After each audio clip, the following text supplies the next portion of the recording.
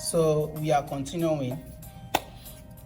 Now the available ground, we connected the circuits and the circuit is complete.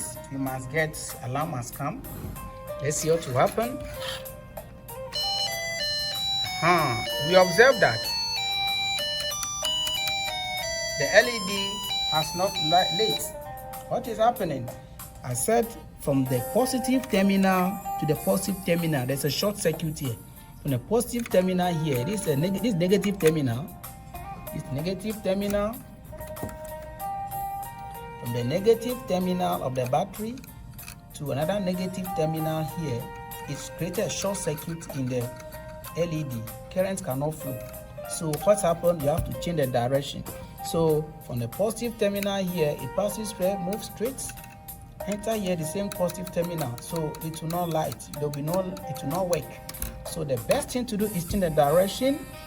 Current flow from one terminal to another, from positive to negative. Change the direction of the LED. Let's see here to be the result. Make sure the connectors are tight.